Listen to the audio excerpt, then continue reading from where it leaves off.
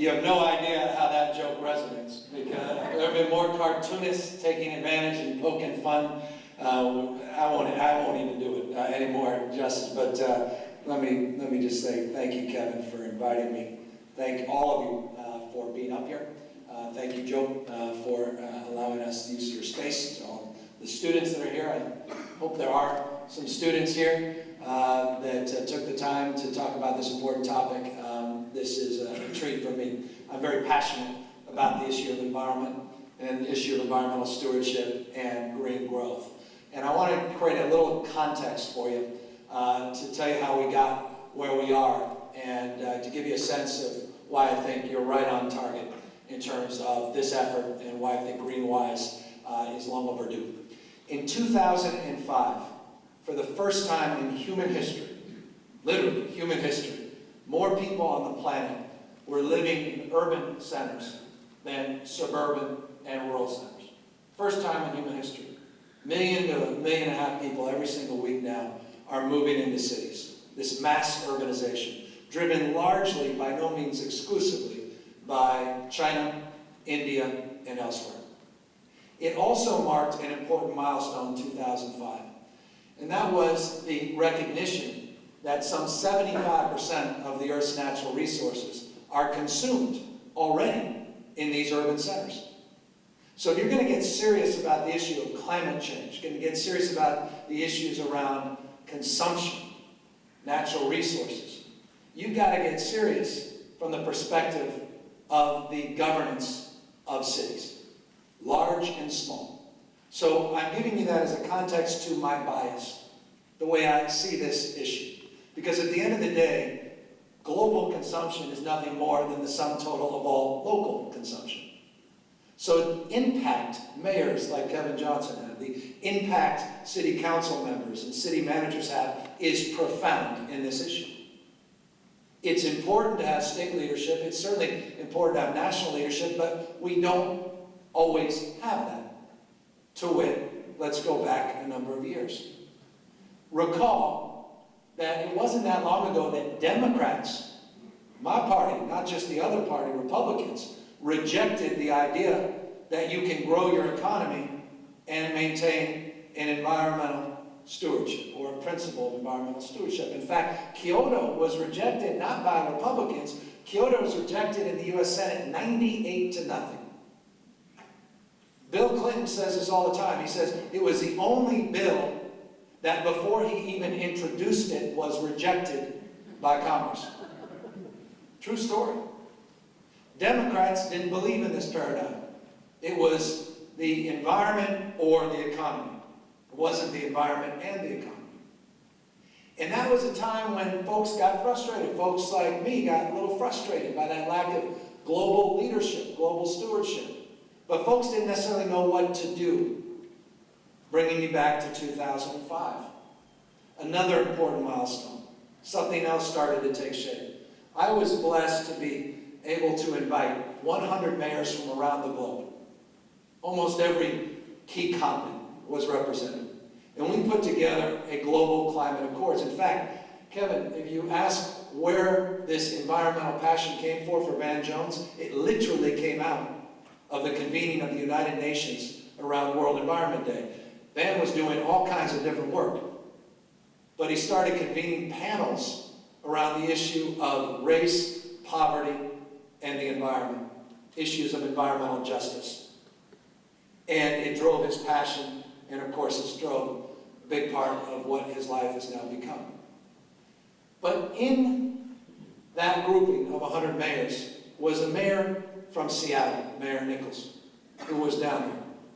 And he got the idea that we shouldn't just be signing global accords, but we should organize mayors across the United States of America. And he started putting together a petition that now has over 1,044 mayors, Democrats and Republicans, small towns, large, north, south, east, west, all over the United States, that put together local global climate action plans. That said, all right, if the United States of America doesn't want to lead the way, cities, large and small, need to lead the way.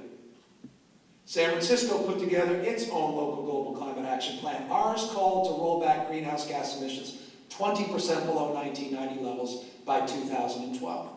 In essence, twice as far as the Kyoto protocols. I'm very proud, and I say this honestly not to impress you, but to impress upon you the point I'm trying to make today. That in 2008, we already achieved a 7% reduction below 1990 levels. By 2008. As our economy grew. Didn't divide people, it brought people together. And by the way, if you're thinking, all right, here we go, here's a mayor throwing out all these fancy numbers, I don't necessarily believe all that stuff I hear. We were the only city in the state of California to actually submit our greenhouse gas emissions to a third independent party. And by the way, those are 2008 numbers. We're waiting for the new numbers. It's about a 2-year drag. It's interesting, isn't it? When we pulled away from Kyoto, there were 44 wealthy nations that signed up on Kyoto. And we know this. In 2012, there's only 4 that will actually reach those accords. What are those 4 countries, and why does this even matter? Those 4 countries are Germany, the United Kingdom, Denmark, and Sweden. Before September 15, 2008, what I'll call Lehman's Day, those 4 countries had lower unemployment than the United States of America, had higher growth rates, GDP rates, than the United States of America, and perhaps more importantly in terms of my value orientation, and I know Kevin's, lower income inequality than the United States of America. Because they dramatically changed the way they produce and consume energy. Because they created wealth and opportunity by decentralizing the way they produce and consume energy. Creating jobs, creating wealth, creating businesses that didn't exist because the entrepreneurial spirit around those principles was advanced. Here we are still debating this. And if you say, well, not necessarily, consider for a moment that we have an initiative on the ballot, Prop 23, that by definition runs square to contradict Prop 23, or rather 32, what became, or rather it's AB 32. That's dyslexia for you. True. And folks are still debating whether or not you can grow your economy and become an environmental steward, which is remarkable to me. San Francisco rolled back its greenhouse gas emissions 7% below 1990 levels by 2008, and you've not seen anything yet. How'd we do it? And how easy was it to do? It was remarkably simple. This is not very complicated. Let me just pick up when Kevin was saying, you know, there's a wonderful old line from Michelangelo who said the biggest risk is not that you aim too high and miss it. It's that you aim too low and reach it. Think about that in your own life, in terms of your own personal goals, let alone your professional goals. Well, that's the way I view AB 32. Let me say this at peril of rupturing a campaign for Lieutenant Governor 80 days out. That I don't get why this is such a big deal, AB 32. All it calls to roll back greenhouse gas emissions to 1990 levels by 2020. Back to 1990 levels by 2020. We've already rolled ours back 7% below 1990 levels, and we did that 12 years prior to that goal, 2008.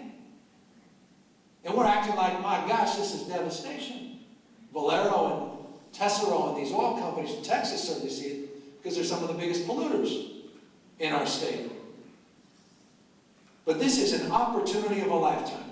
Now, let's just presuppose you guys don't buy all this climate nonsense because you watched Fox News and Sean Hannity was so convincing during those winter months that big igloo that was done because there was all that snow in Washington, D.C. during the winter confused you. And you decided that we're all a bunch of hacks and this is all a bunch of rhetoric. Well, let's just, again, get back to then assume connects every single one of us, and that's our naked self-interest that we all here because we need to see some job growth. And we need to see some economic development. What is it about those examples of those 4 countries that we're missing? You know, there was a great study that came out, great only because of its magnitude, from Deutsche Bank. They came out with a study about Germany's solar program. Hardly a liberal think tank, Deutsche Bank. And after you net for all of the subsidies, and they're significant in Germany, after you net for all that, remember, Germany has less sun than London, let alone my foggy town, San Francisco. Amen. They lead the world in per capita generation solar energy.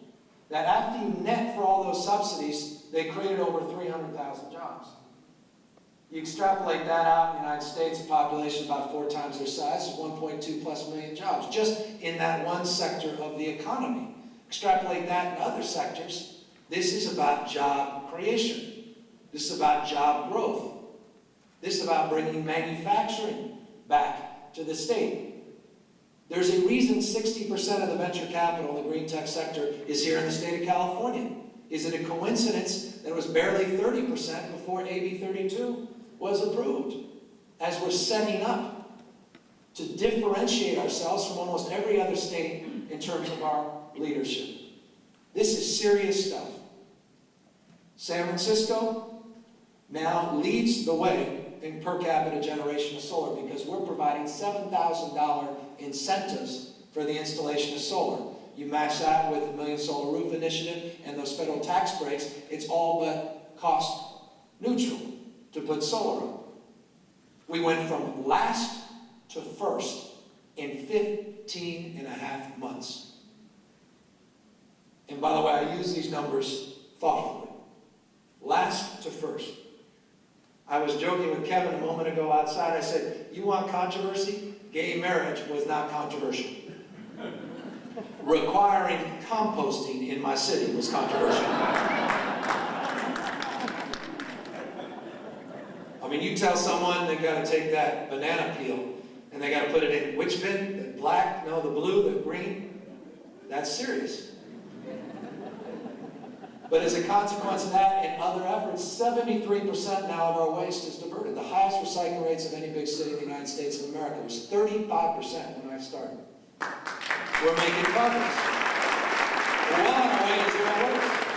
I mean, why do we do that plastic bag ban that offended so many of you? Why do we start going after the billion water bottles that end up in our waste stream every single year in California alone?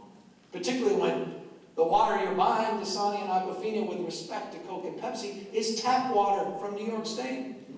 Why would you spend 10,000 times more for tap water from New York State when you've got your own tap water? Just on the economic principle, let alone the environmental principle. That's why we did some of those things.